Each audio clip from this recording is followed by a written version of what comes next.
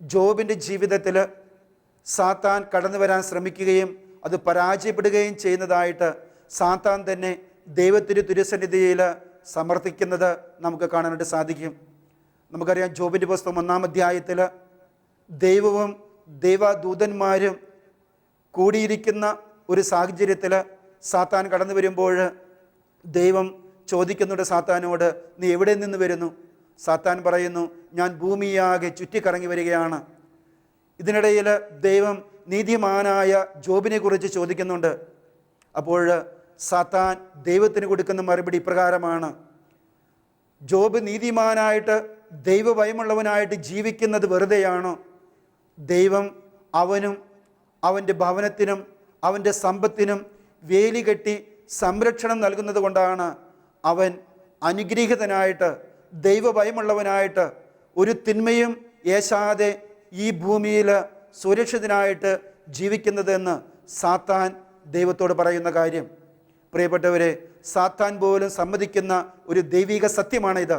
നമ്മുടെ ജീവിത സാഹചര്യങ്ങളിൽ ഒരുപക്ഷെ സാത്താൻ ഒരുക്കി വച്ചിരിക്കുന്ന പല കെണികളിലും പല ദുരന്തങ്ങളിലും പല പാപ സാഹചര്യങ്ങളിലും പല അപകടങ്ങളിലും ഒരുപക്ഷെ അപകട മരണത്തിൽ പോലും ചെന്ന് വീഴാനായിട്ട് ഇടയുണ്ട്.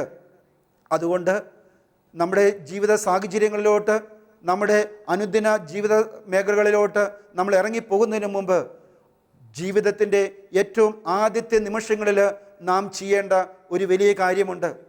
നമ്മെയും നമ്മുടെ കുടുംബത്തെയും സമ്പത്തിനെയും ഒരുപക്ഷെ നമ്മൾ യാത്ര ചെയ്യുന്ന വാഹനങ്ങളെയും ജീവിത മേഖലകളെയും നമ്മുടെ ജീവിതത്തിലെ ദൈവം എന്തൊക്കെ ദാനമായിട്ട് തന്നിട്ടുണ്ടോ ആ മേഖലകളിലെല്ലാം ദൈവകരങ്ങളിൽ സമർപ്പിച്ച് ദൈവിക സംരക്ഷണത്തിനായിട്ട് നാം പ്രാർത്ഥിക്കേണ്ടത് വളരെ അത്യാവശ്യമാണ്.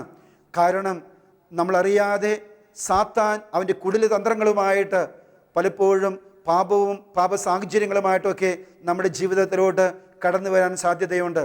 അതുകൊണ്ട് നാം ദൈവിക സംരക്ഷണ വലയത്തിലാണെങ്കിൽ ഒരിക്കലും തിന്മയ്ക്ക് നമ്മുടെ ജീവിതത്തിൽ കടന്നു വരാനോ പാപ സാഹചര്യങ്ങൾ ഉണ്ടാക്കാനോ അപകടങ്ങൾ ഉണ്ടാക്കാനോ രോഗങ്ങൾ ഉണ്ടാക്കാനോ സാധിക്കുകയില്ല.